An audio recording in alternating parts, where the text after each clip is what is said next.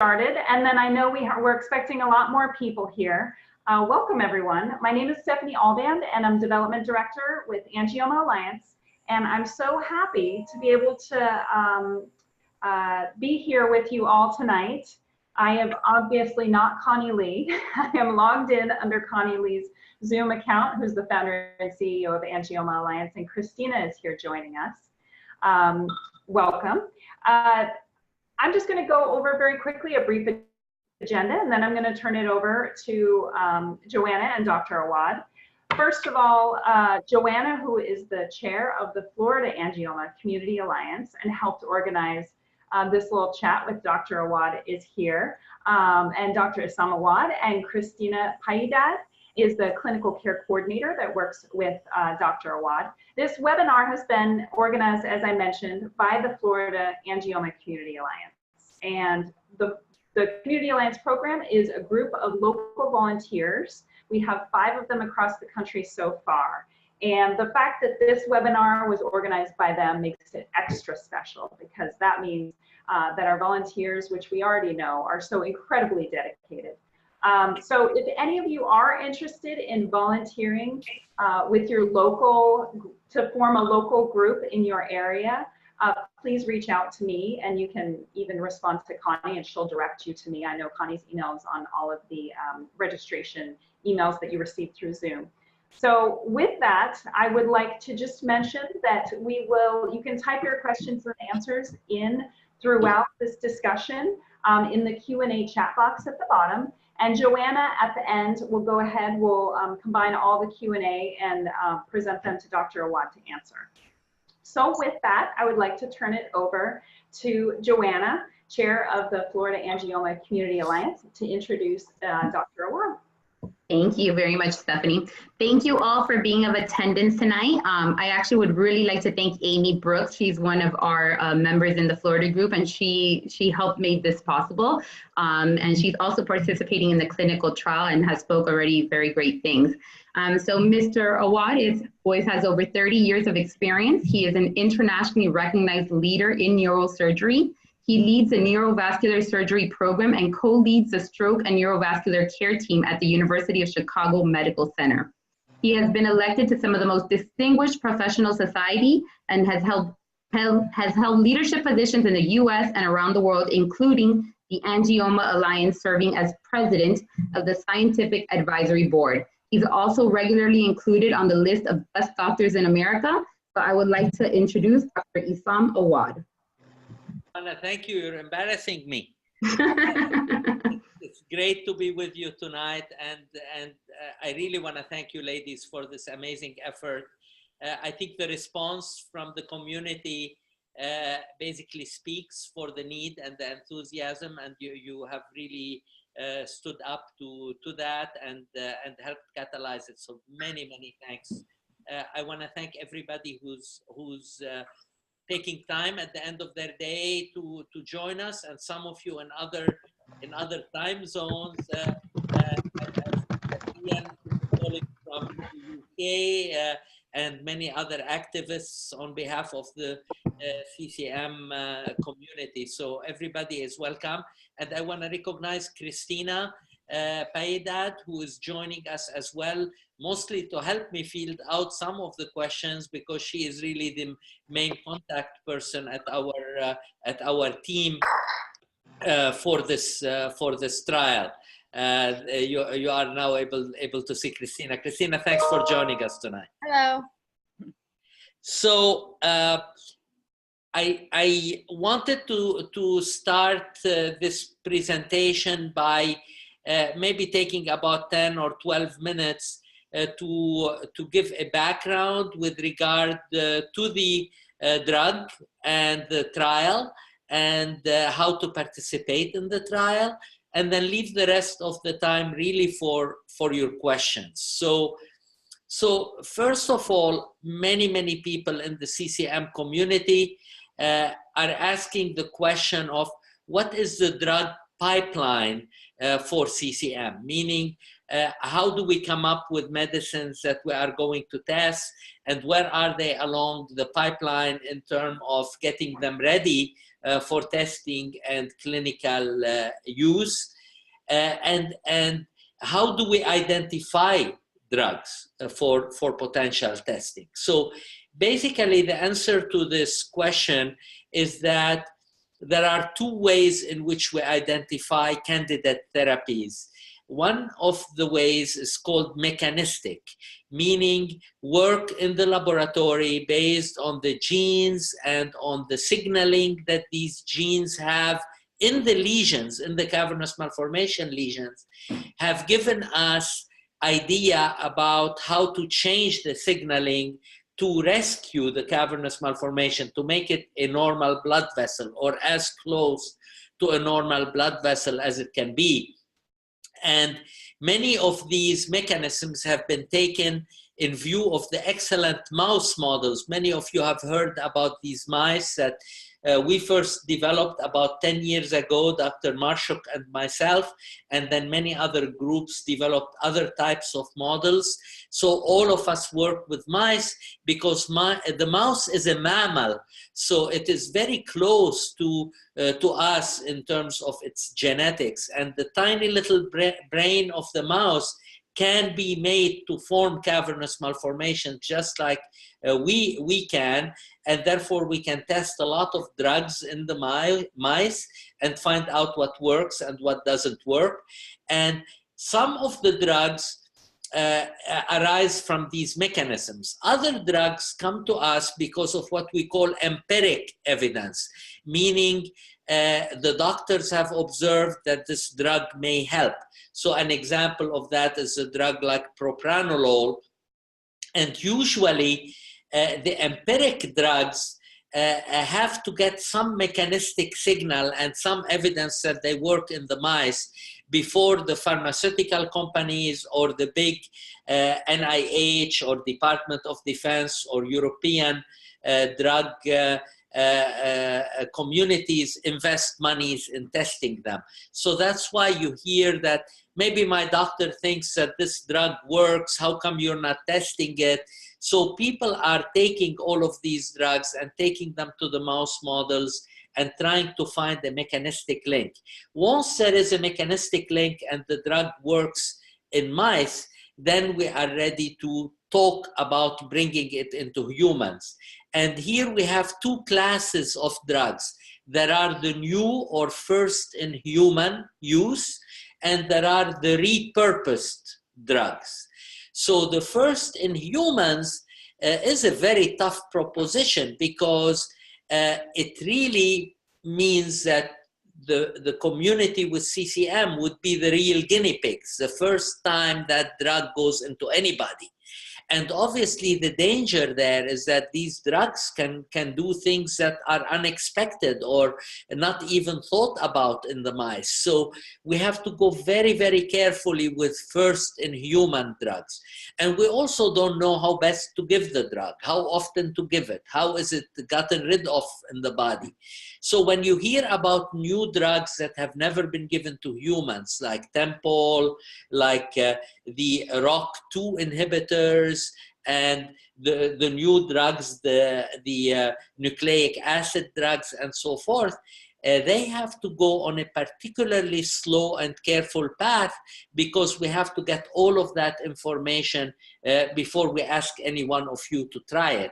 And CCM is not like cancer where there is this urge, I'm gonna die tomorrow if I don't try the drug, so it doesn't really matter, give it to me and we'll see what happens.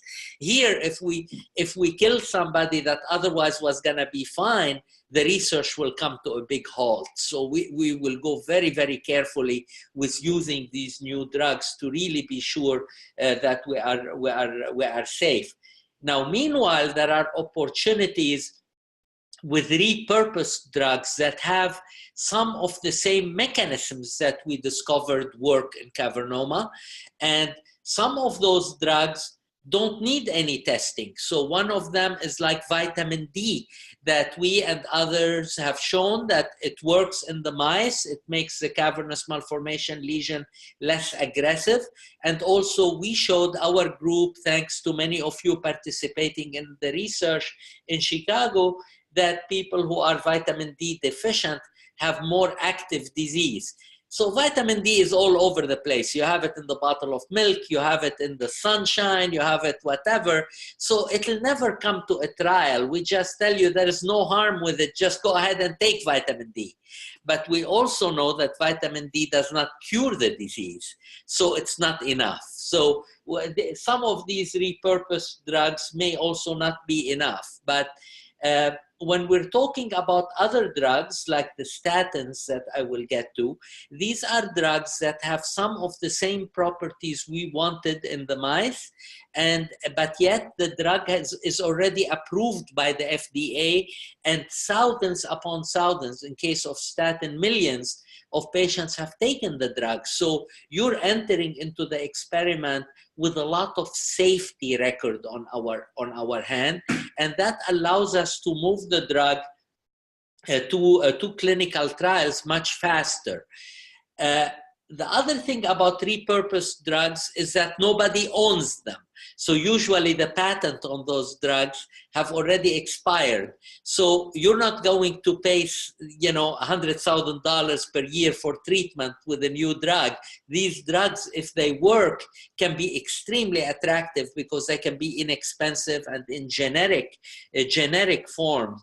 But because nobody owns them, we have to depend on the National Institute of Health to pay for the testing of the drugs, and it pays for it through your tax money. This is the National Institute in the Department of Health and Human Services that does, for the federal government, it takes your money and puts it to try to solve disease problems. So because these drugs are not owned by anybody, we have to go to the NIH and compete with many other diseases and many other drugs to really get a trial funded.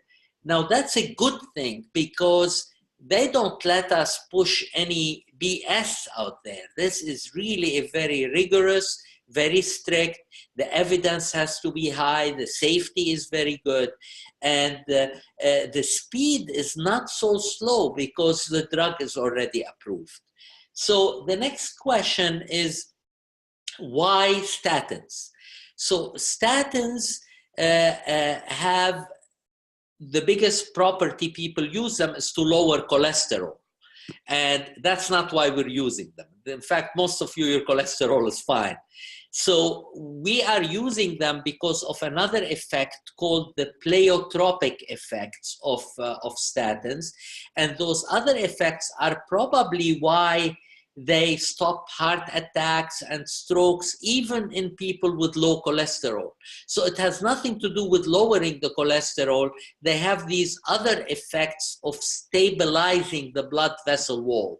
So it makes the blood vessel less leaky, and it does it via this ROCK inhibition property that we found is extremely important to CCM development and bleeding.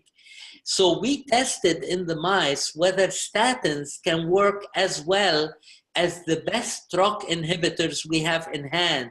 And in fact, they do. But we have to use a higher dose of statin, the highest approved by the US FDA. And that is usually the drug Atorvastatin or Lipitor at a dose of 80 milligrams. Many people who have had a stroke are put on this dose automatically because they want to get the benefit of these pleiotropic effects. So Atorvastatin was tested against other statins and was tested in the dose that in humans can be tolerated, is approved, and achieves ROCK inhibition. So it took us about 5 years to show all of this evidence to the NIH in order for them to spend the literally more than $5 million to fund this trial. So this is not the type of thing you could fund from a run-a-thon or a little donation. It takes serious money to be able to do this type of trial.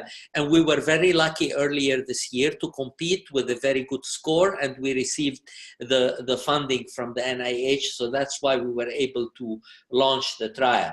The next thing that people ask is why only in Chicago? Why can't I just take the statin and my doctor can prescribe it and we'll see how it works, right? I bet half of you have that question.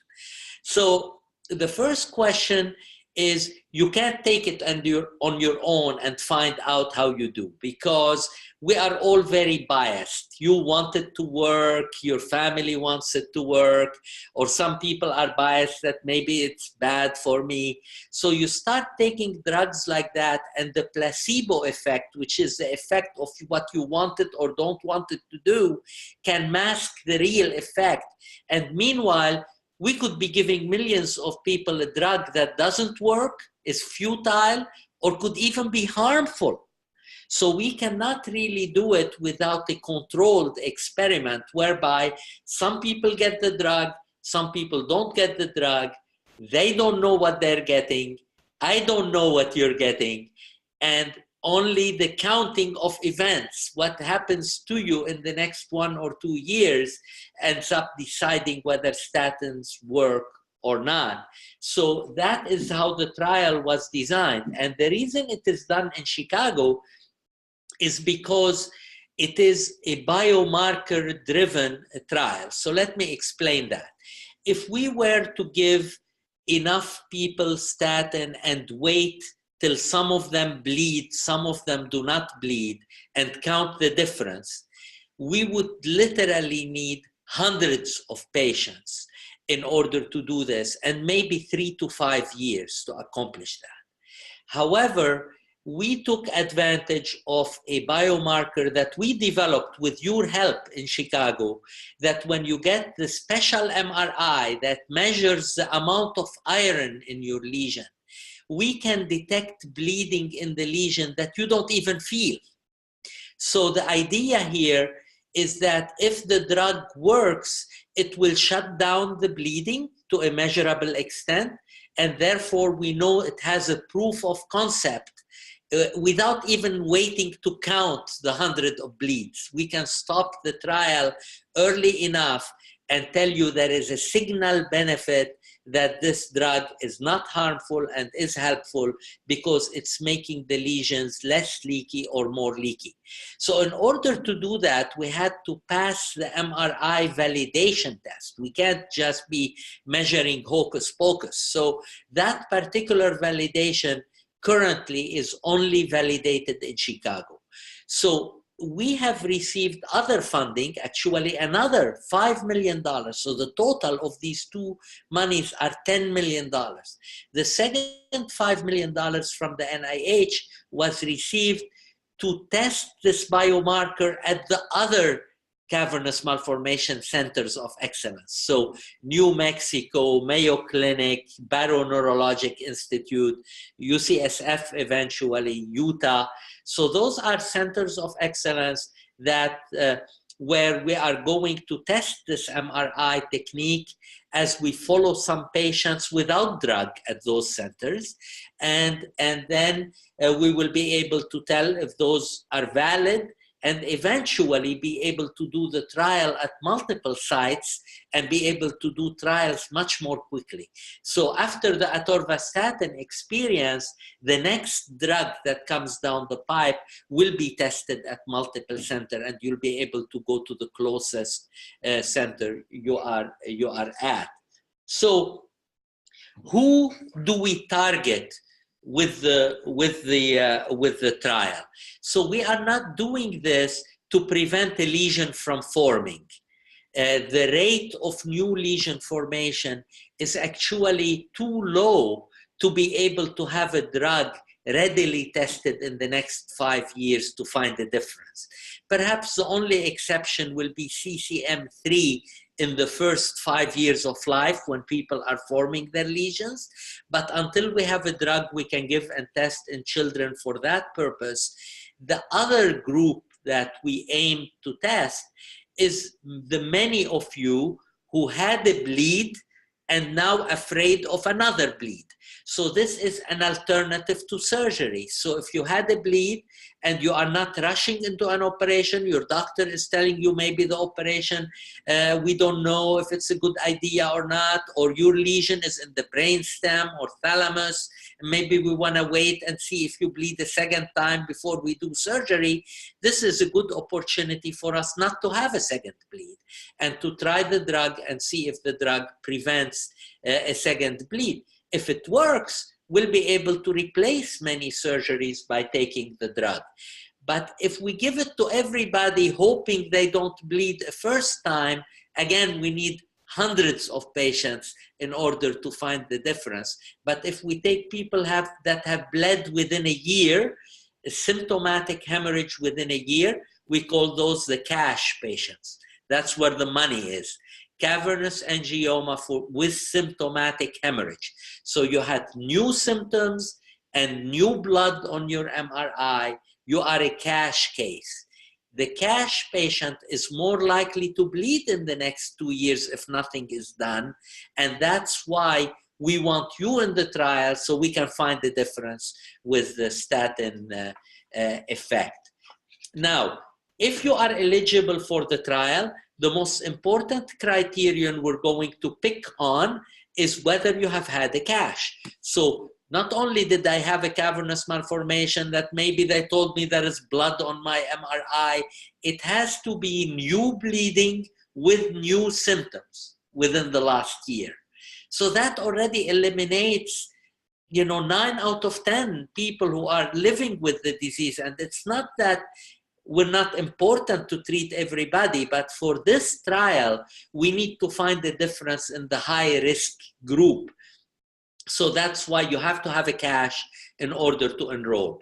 Then we will ask you the other evident question. If you have been taking any statin in the past year for any reason, you cannot really be in the cash trial. We have other options if you've already been on statin to follow you, like the patients who are on the trial, and we will discuss that with you offline, but you would not be in the trial and you would not get placebo or drug. Now, if you meet the eligibility criteria, and you have the brochure that we sent to everybody, so there is a simple summary of the inclusion, exclusion criteria, like if you're pregnant, we cannot have you in it. If you cannot have MRI scans with gadolinium, that you cannot be in it, etc. So if you are eligible, you only need to come to Chicago for 3 visits during 2 years.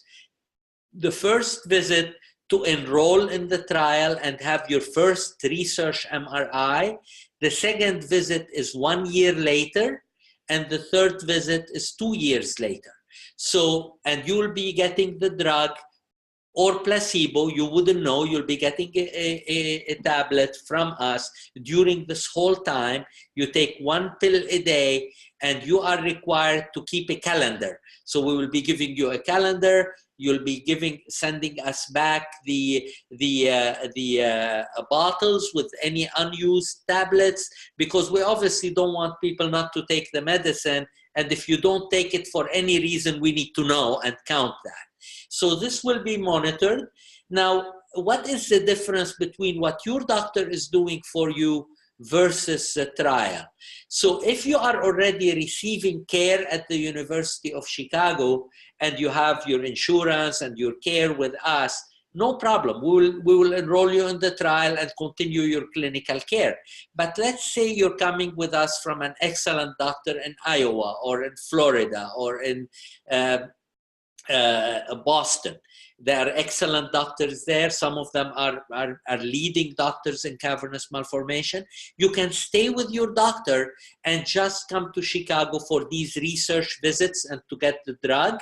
And we will offer you, whether you are our patient or not our patient, a small stipend. It's $500 if you live outside the Chicago area per visit. We know that's kind of insulting. Sometimes it may not even pay for the plane, but it helps. And I know that Angioma Alliance has other help that they are trying to work for you. You come in for 1 day, we'll give you the $500 for that visit, and then you'll get it again for the second and the third visit. The drug is free. All the lab tests that you have at the time of the visits is free. There is only one lab test that we ask you to have through your doctor at 3 months. It's a basic liver test.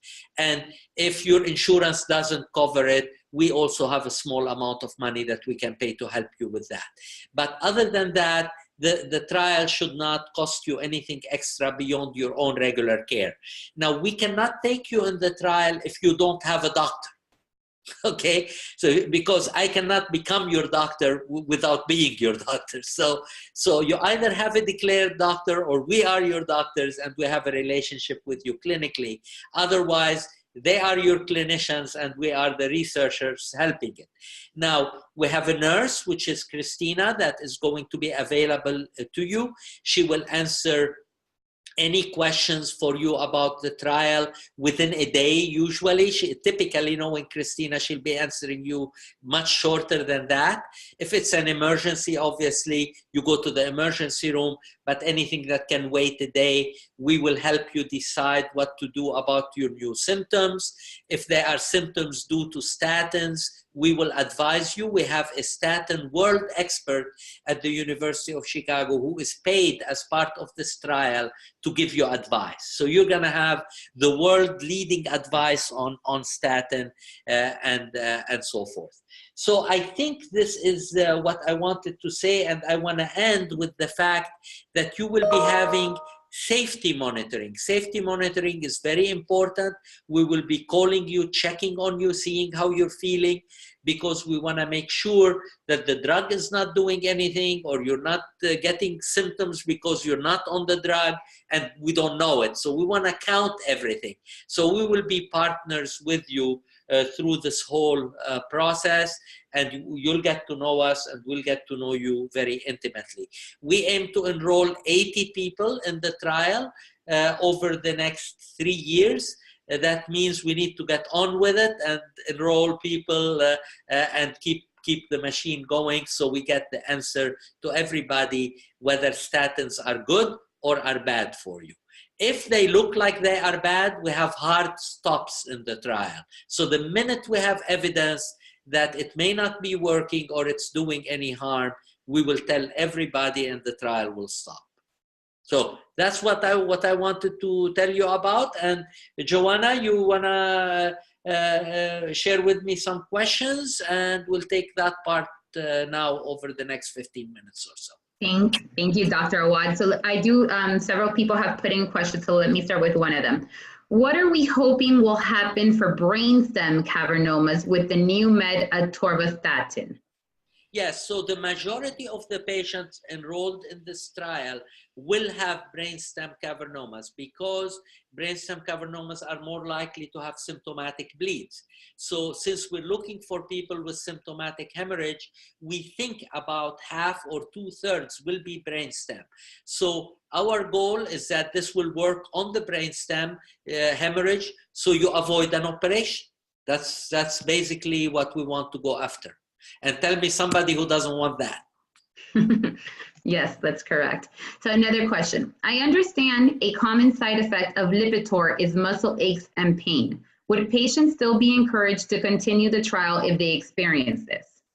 Yes, so interestingly, in trials alone, other than in the general population where millions of people take Lipitor, in trials that included more than 24 or 25,000 patients, the number of people who say my legs hurt are very low, less than 10%, less than 1 in 10, and many of them were on placebo. So they were on the sugar pill and they say my legs hurt. So what we want to do is work with you. If your legs hurt very bad, we will cut the dose to the lower allowed dose and try to see if that helps. We will test your muscle enzymes to make sure you're not one of the few where it is having a real side effect on your muscles. But if it is a little aching that you can live with, we encourage you to continue. If it is something you cannot live with and you say, I cannot take the medicine, then you tell us and we stop it. And we have factored in that some people will do that, whether they are on the sugar pill or on the real statin. Okay. I have another question. Of all the research currently being done, what seems most significant in regards to cause for CCM development, stopping the CCM from developing? Like, which drug is most promising and researched so far? Yeah, so far, the closest drugs to an evidence of effect in many animal models are these ROCK inhibitors, which we are testing with statin. There are other drugs with other mechanisms that are coming down the pike, and of course the ones that will act via the gut, like the microbiome, changing our gut, may end up having a very big effect, but we don't know how to do it right now. In fact, I can't even tell you right now if taking probiotic is good for you or bad for you. The only thing we can tell you is that vitamin D is good, but everything else out there remains to be tested. So one of the questions says, I understand atorvastatin is being used versus other statins due to its ROCK inhibition. Is there any reason to believe it's the anti-inflammatory properties that it will be beneficial? So ROCK inhibition and anti-inflammation go hand in hand. So if you have ROCK inhibition, there will be less vascular leak and less inflammatory cells in the lesion. So statins do have anti-inflammatory properties, but we think that's because they stop the leaking in the vessels, therefore there is less inflammation. So yes, they will have anti-inflammatory effects, and that is potentially part of their benefit. Okay, another question said, any ideas why Lipitor might not work? Well, Lipitor is atorvastatin. Okay. So Lipitor is one of the original drug that is by one manufacturer, but now atorvastatin is generic, so you don't have to have Lipitor. You can have any other form of atorvastatin, probably cheaper than Lipitor, and that will be fine. So it doesn't matter what type of atorvastatin you take, whether Lipitor or something else, it will have the same effect. Now, why not tell everybody to take Lipitor like we tell you to take vitamin D? That's because statins can also cause harm in the brain. So maybe they cause more bleeding. In the mouse they work, but maybe in humans they cause more bleeding. So what we don't think there is that signal effect, but we don't know that. And we don't want everybody to start taking it and then cause more harm than good. So this is why the first hint we have that this is helpful, we will tell the whole community and we will stop this particular trial. Okay. Another question is, are you using fMRI methods assuming the bold measurement? So no, fMRI is functional MRI. So that is about asking you to move or speak in the MRI machine. And that is only used for surgical planning. So if we're trying to take a lesion out near the speech area or near the motor area, that's when we use functional MRI. Or to find out where your speech is versus the lesion. But for the drug, we are using a technique called quantitative susceptibility mapping, which is measuring the iron in the lesion based on MRI, using the MRI to measure iron. The other technique we do is by giving you half the dose of gadolinium, which is the contrast agent in MRI, half the dose, and measuring the leak of the gadolinium into the lesion, because again, we think that the drug will inhibit that leak. So we will see the effect on that biomarker more readily before we see an effect on actual bleeds. Okay, one of the other questions is, how symptomatic does the bleed have to be, or how large, to be able to participate in the trial? Okay, so this is a very good question. It doesn't have to be extremely symptomatic or not symptomatic, but your doctor and us have to be convinced that you had symptoms due to this bleed. A lot of people say, I had a headache, and so we have to make sure that when you had your headache, the MRI showed new blood. So if the MRI showed new blood and your headache was new or different, that would qualify. So you don't have to have a stroke. Okay, so the symptomatic hemorrhage does not have to be a stroke. It could be a new seizure, it could be a new headache, but it has to be a different headache, and we have to do an MRI that shows new blood, not the old blood in the lesion that has been there before. And I know you mentioned it, but there's questions regarding how long it has to have been from the last bleed for them to participate. Yes, so we had to pick a time, right? So in research, you have to make a decision. So we decided to include people who bled within the prior year. Why is that? That's because after you bleed, you're unstable for the next 2 to 3 years. After that, if you don't have another bleed, your lesion is like the one that never bled. So we want the people during this period of instability. If we take people that bled prior to a year, maybe their lesion is no longer at high risk. So that is why we want more recent bleed. But it's up to a year, which I think is very forgiving. In fact, many patients came to us whose bleed was in October of last year, and we were able to get them in. Okay, so as of year of when they start. Of when they start. So if you called us tomorrow, we will be asking if your bleed was in December or later, because realistically you have to get to Chicago for your test and so forth. Okay. Are you expecting similar results for spinal CCMs during the trial? No, so spinal CCMs are not included in this trial. So spinal CCMs have to be judged on their own merit. That's because the risk-benefit of surgery is very different. And also, we don't know enough about what statins might or might not do to them. So I think you have to discuss with your own doctor the pros and cons of what to do for your spinal CCM if it had a hemorrhage within the year. Okay. Someone else is asking, are there new surgical techniques that folks should know about that might influence their decision to participate in the trial? So not really. I think the surgeries are by and large ones whereby we go in and either remove the lesion or burn the lesion or do something of the sort. And those types of interventions, whether with laser or with radiation or with open surgery, have been there for a while. Now, if a lesion bled before, laser ablation is not a very good option. Usually laser is considered only for seizure lesions. They have to be small and causing seizures. We can buzz them with laser. But if it has caused a symptomatic hemorrhage, usually the surgical treatment is to take it out. So getting to it with the microscope and taking it out is the mainstay technique.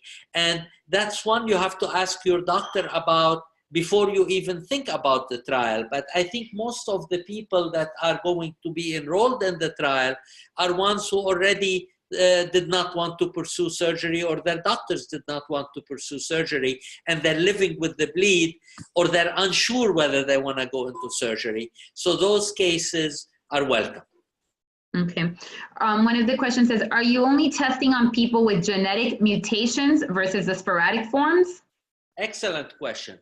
The answer is no. We welcome all CCM patients who have had a symptomatic hemorrhage, so whether it's sporadic or genetic.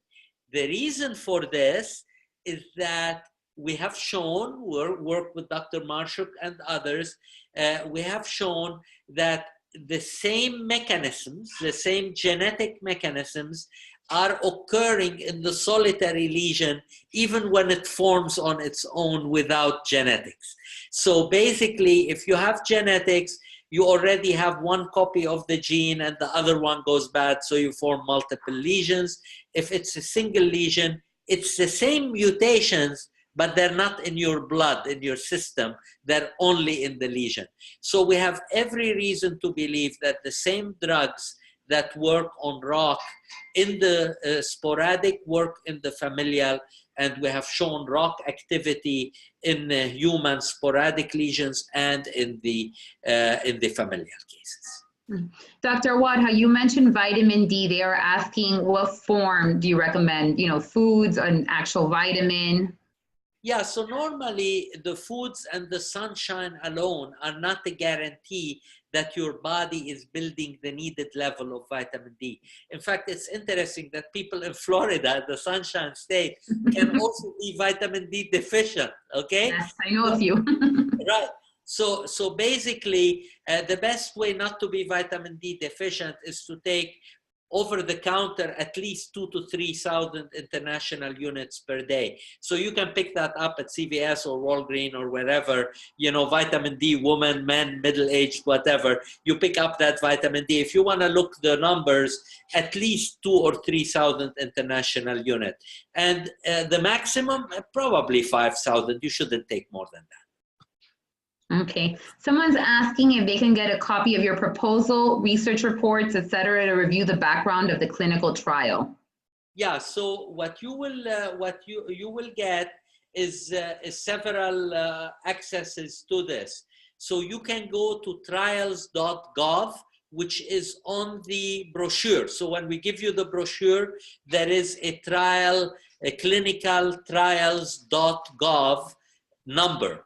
So if you go to the clinicaltrials.gov number, it includes the protocol for the trial, and it includes everything that is in the background for this trial. The other thing is the published data in the animals has already been published. So it's already on PubMed, and you can find that.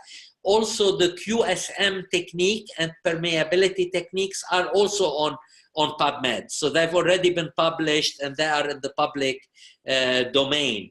If someone wants a particular paper that they cannot find, or the library cannot get it, or whatever, just email me and I'll send you a copy of that paper. But basically, if you go to our website, there is a link from my name to all my publications, and you can choose whichever ones you want, and you will see those publications, and you can follow them if you're interested in the original science. So how spinal CCMs aren't being tested right now, they're asking if the drug is approved, is it assumed that it will work the same on the spinal CCMs, and would it be recommended for spinal patients, or would there need to be more testing?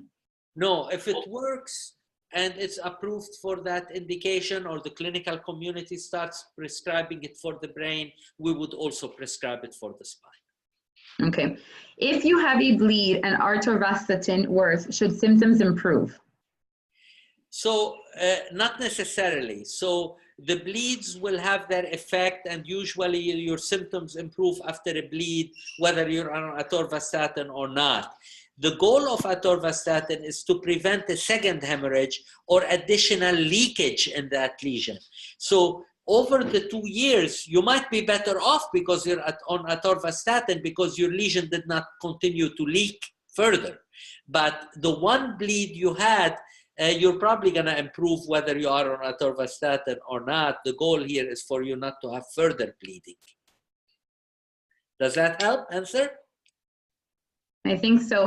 They're asking if you're already taking a statin that's not Lipitor, should you consider changing to Lipitor since you're going to be on statin anyway?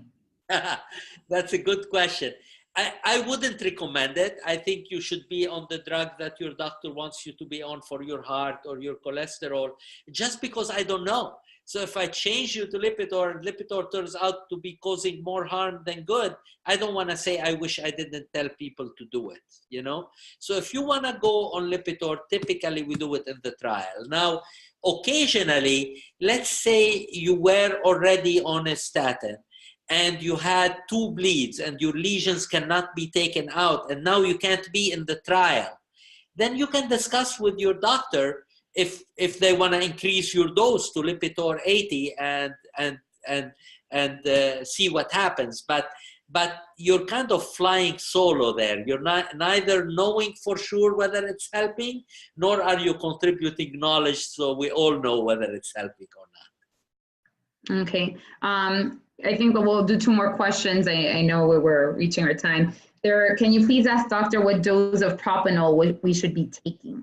You should be taking any propranolol. So we don't recommend that propranolol be used for cavernous malformations. If your doctor wants to try it, then you have to discuss with your doctor what he or she thinks you should take. Currently, the guidelines do not recommend propranolol because we have no evidence for it at all. So if there is a particular doctor that I know the Virginia group and some people at the Barrow are getting prescribed propranolol, that's because they have an IRB study. It's like their own mini trial to try to see if it works. And if you are with those groups, those doctors have to advise you about your rights, the risks, the benefits, and how they're checking you to see whether propranolol is working or not. Okay. The other one, they are going to be sending the contact information, and somebody else asked if we can get a list of suggested drugs and keynotes at conclusion of this webinar. So I don't know if you can give a list of suggested drugs. There is no list of suggested drug. The only drug being tested in North America now is Atorvastatin. There is a drug, propranolol, being tested in Italy, but only in Italian centers. And it's kind of, it's a pretend trial. It's not a trial that is designed to show a difference. So it's almost a trial, let's kind of start it and see what happens, a type of trial. But anyway, unless you're in Italy, you don't have to worry about it. So what happens if you're already taking propranolol and you are in Virginia or at the Barrow and now you want to come to the Atorva trial, you will continue to take propranolol. So we're not going to force you to stop it, you know. So you take whatever medicine your doctor allows you to take, or you need to take, but it can't be a statin because we're testing the statin. Mm-hmm. And we have someone here from England, and I know it's really late out there, and he's asking about international studies. Are you considering any studies on the, have you any studies, international studies? So we would love to do international studies, and I think, you know, depends. Is England now a part of the European Union or not? Because I think the European Union is going to be probably having some opportunities for testing. If a trial goes multi-site, we will recruit actively sites in the United Kingdom and the mainland of Europe. So we have no trouble doing multi-site trials that includes Europe. The only reason we're not doing it now is because the biomarker is not yet validated outside Chicago, the biomarker for this particular trial, the QSM. Okay. And I think there was anything. How many years, somebody asked, how many years are we talking before it would be mainstream? Like, if you have an idea. What's that, sorry? How many years or how long do you think it would take for it to be approved? Yeah, so there are several possible outcomes. So first of all, if we find more bleeding, either clinical or by QSM, we will stop the trial and we will tell you don't do statins. Okay, so that's one possible outcome. If we find that it is working so well that we had to stop the trial early, then we will tell everybody about that benefit, and then we will probably design a multi-site trial that is based on including a greater number of patients and the real bleeds before the FDA gives us an official label for CCM. So they will want one additional phase 3 trial that will probably be done at multiple sites and very quickly. Now, if the drug catches on fire and people start to take it, and nobody takes it to a phase 3 trial, it may well be used based on the results of this one trial, but it will not be level 1 evidence. It will be good evidence, better than we have now, and safe evidence, but it will not be level 1 evidence. So the FDA will not put its imprimatur on it without an additional phase 3 trial. And for the last question, I promise, are there any drugs on the radar that shrink the lesions? No. So really, everybody hopes that their drug shrinks the lesion, but there really is nothing there right now that with convincing evidence that it shrinks the lesion. In the mice, we do get less lesions and smaller lesions, but we don't know if you start with the big one, if it's gonna shrink it. So we will see what happens with the statins, and that it will be really the first study that looks at anybody in a controlled way over 2 years with and without the drug. There is a lot of evidence out there that I took this and my lesion got smaller, but I can tell you that there are a lot of people whose lesion gets smaller without taking anything. So this is where we need to be careful about this. Now, I know there are many of you that had questions that didn't get answered. If you want to send us those questions, you can feel free to send them to @cash, ATCASH, @uchospitals.edu, and that email address is on the brochure. Or you can contact me or contact us, and we will try to give you all the answers. And I also promised Joanna and Connie that we will be doing every 3 months, if there is a demand by the community, a 3-month update, both on how this trial is going, how other trial readiness is going, and discuss the other drugs in the pipeline that people are anxious to know about. And can Christina say where the people that are interested, do they email @cash, the email as well, if they're interested in participating in the trial? Sure, yeah, so anyone with questions regarding the trial or with any interest or thinks that they would be eligible can email me at that email address. I put it in the little chat box there so people can write it down. That would be the email address. ATCASH@uchospitals.edu. Perfect. Well, thank you very much, Dr. Awad, Christina, and Stephanie, and the Florida group for putting this together. Like he mentioned, we're going to try to do this on a quarterly basis. So thank you all for participating, and any questions you have, email there, and I'm sure they'll be able to get them answered. Let me just say a final thank you to everybody. This really, for us who are dedicating our lives to this, a very important milestone, and we are absolutely honored by the opportunity to do this with you. We are your partners in this, and we hope that down the line we really benefit lots of you with real proof of effect. Perfect. Thank you very much, everyone. Thank you. Bye.